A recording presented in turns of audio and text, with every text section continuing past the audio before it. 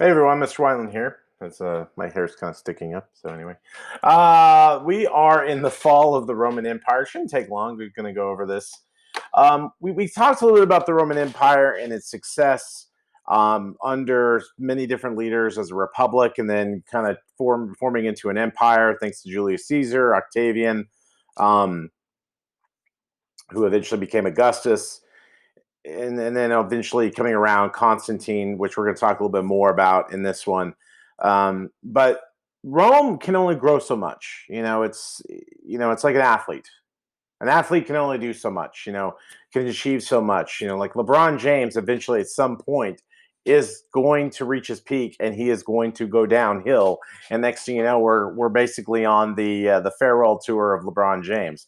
It's gonna happen. Sorry, it's gonna happen. That's how it works.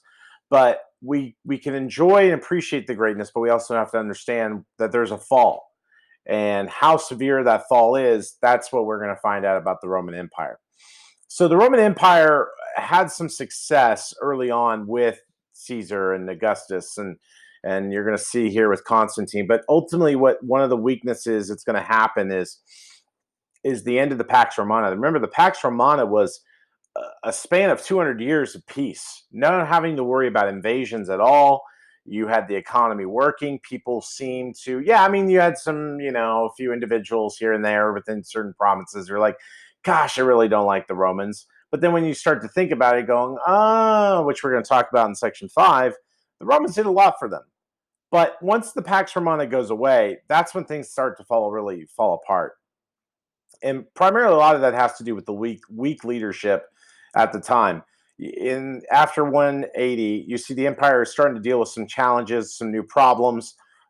We had the last of the good emperors die, and so Rome is kind of struggling to figure out who are our next leaders. The good emperors die, and now we're kind of stuck in this realm of who's going to lead us. So civil war breaks out, and this ultimately causes some destruction within the institutions of the Roman Empire, which only weakens the country, and then allows other threats and invaders to come in from the eastern and western fronts. This is why national security is important in countries, is because once you have that protected, your inner self protected, you can then focus on outside threats. So this is something that is very concerning to not just Rome at this time, but other countries have picked up on this. Even today's country, the United States, understanding that protecting the government within is only going to help you be stronger from others from the outside. So that's part of the problem here.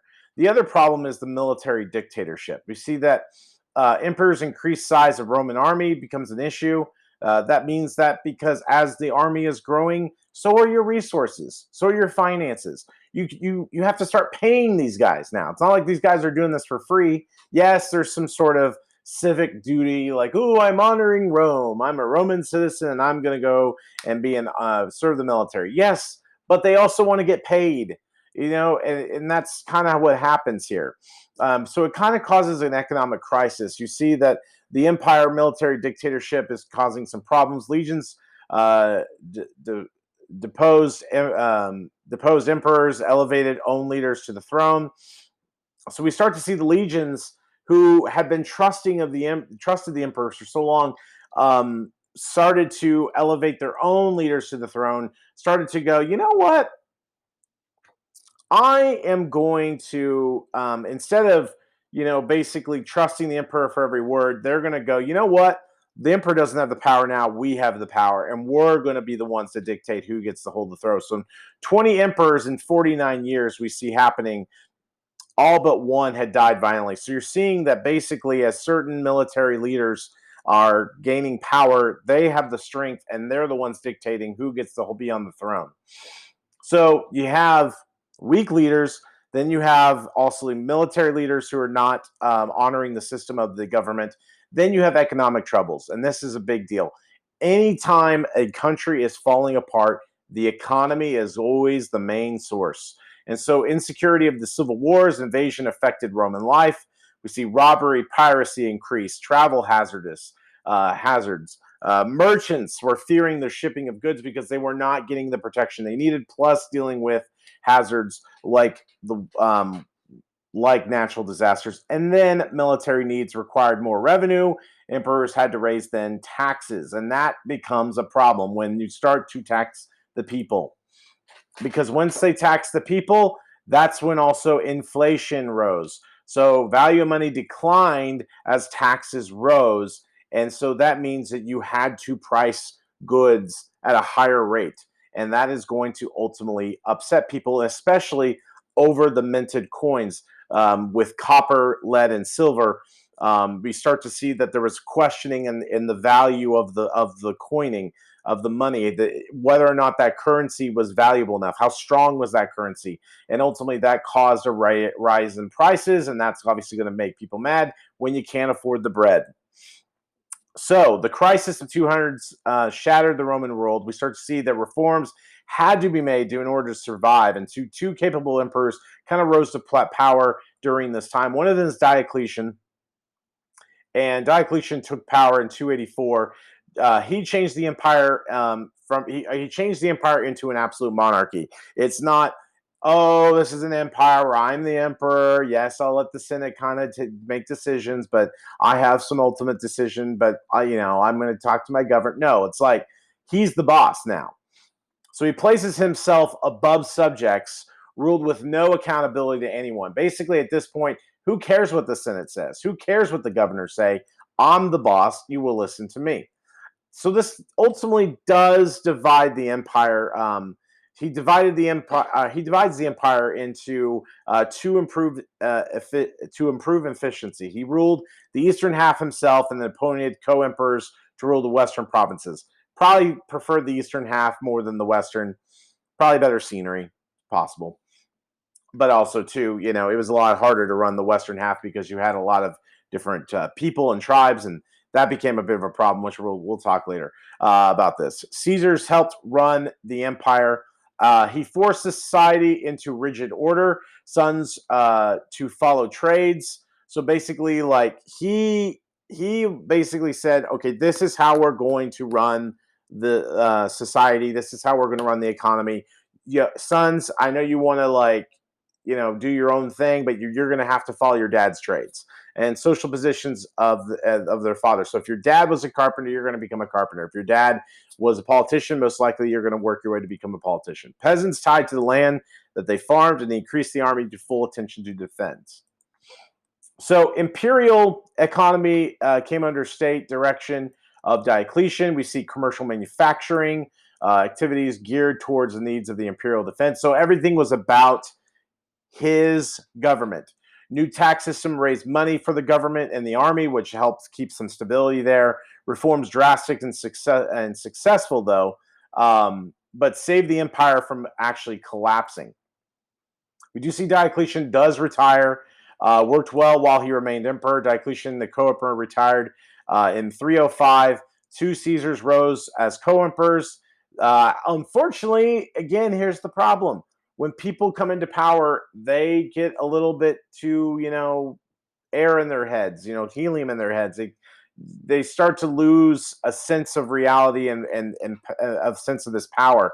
And so we see that these emperors are going to quarrel with each other, plunging us back into civil war with the Romans. Until 312, we see order is restored with Constantine, who comes in as emperor by his troops and puts an end to the fighting. Now, Constantine comes in and takes control of the Roman Empire, and he really, really brings back the state control of the society. He made two profound decisions, though. For the future of the empire, he converted to Christianity. And so when he did that, not only did he convert to Christianity, but he converted everybody else to Christianity. In some aspects, that's great. Yay, we're Christians now. Yay, that's awesome. But you also have to understand during that time, that is very hard for people to understand because people grew up worshiping these gods, these Roman gods who were once the Greek gods, who then they borrowed and made them their own. That causes problems because people knew this aspect of life, but not this aspect of life. So now it just totally changes their economy. Everything's built on that, on their faith. And so that causes some issues, but eventually it does work out for the Roman Empire a little bit further on down the line. But he also built a new capital called Constantinople, the city of Constantine, which was on the site of the village of Byzantium. And so basically, what he does is you have Rome, which is the capital of the West. So he decides, hey, I want to build a capital in the East, and he puts it there, and he puts a lot more focus there on the eastern half, and he makes it more richer, well defended, and eventually we see that this becomes his new capital because it had all the resources and it had all the fortification. So we see that Diocletian and Constantine bring some stability back into the Roman Empire and ultimately deal with the overwhelming problems. And so during the 300 400s, these problems were only worsened, though, by tribal peoples increasing pressures on the frontier. Once Constantine is gone, this is where, again, you get poor leadership, and that leadership is going to cause some issue for their ability to run the country. And that is going to open up the doors for invaders. There have always been there. These tribes out in Europe, what is today Europe, but these people were very small, less organized. But as these changes, as civil unrest is creeping into Rome, they are getting stronger, getting better, and they are looking for opportunities to move in. So new peoples moved in from the west, from Central Asia, pushed Germanic tribes into the empire, and rulers in Rome, Constantinople, tried to hold everything together. We see one of those were the Huns in the late 300s. The Huns stormed coming out of the east of Asia and sent Germanic tribes fleeing. We see imperial defenses in the east held, but those in the west were overwhelmed, and we see the Huns formed a vast empire among nomadic steppe peoples of Eurasia. In about 370, the Huns attacked the Ostrogoths, a Germanic people living north of the Baltic Sea. We see that the Goths, which the Sultan of the Ostrogoths frightened the kingsmen of the Visigoths. So the Visigoths fled into Roman Empire or Italy. So the Visigoths captured and sacked Rome themselves, even though they were fleeing from the Ostrogoths, and they went in and captured Rome in 410. Other migrating tribes also soon attacked Rome as well. Rome at this time, again, is still kind of poorly defended, doesn't have a lot of good resources. So this new group called the Vandals comes in and attacks, and they were infamous for destroying everything in their path. The Vandals attacked Rome in 450. So the term Vandal came to mean one who causes senseless destruction. So that's why the Vandals were called why they were, is because all they did was destroy things. That's why when you commit a crime of vandalism, it means that you basically wrecked things. So that's kind of carries over into our own law system. The leader of the Huns, Attila, basically led an attack on Gaul, and the Roman army allied with the Visigoths and defeated the Huns in 451. So Rome realized we got these. Really, our biggest threat was the Huns. The Goths, and Vandals. They're a nuisance, but they weren't the major problem. The Huns were the biggest problem. They were well organized, big armies. So the Romans realized they had to team up with all these different types of tribes in order to take them out. So Attila the next turned on Rome, but Pope Leo I persuaded him to leave Italy. And so you can see here, the Huns are in the red line. They came all the way from Asia into Europe and really pushed some tribes down and really attacked Greece, most of Gaul, tried to creep into Italy. You had other Germanic invaders as well who had basically made this their home, and this is where all the Goths are and stuff. So this is this threat that they had to deal with. So we see that despite the Huns withdrawing from the Western Empire, things were left in shambles. Things were out of order. They left a lot of damage. They really hurt the structure of the empire. And so we see Germanic tribes ruled most of the Western provinces, including Italy. Odoacer overthrew the last emperor and made many historians consider this the end of the Western Roman Empire. And we see that despite the Western collapse, the Eastern Empire would endure for several centuries. Basically, what you're seeing is that as things are falling apart in the West, much of those resources are being shifted back into the East. And so people of the Eastern Empire always thought of themselves as Romans. But eventually, over time, what you're going to see happening is a lot of the Greek culture that was a part of Roman culture is going to be highlighting more, and that you're going to see people start to really go back to the old ancient Greek ways. And so we see Greek influence the culture. And so as a result, the influences of historians referred to later period of Eastern Empire by a new name, the Byzantine Empire, because of the Greek influence. All right, that's going to do it for section 4. We got one more, section 5. See you then.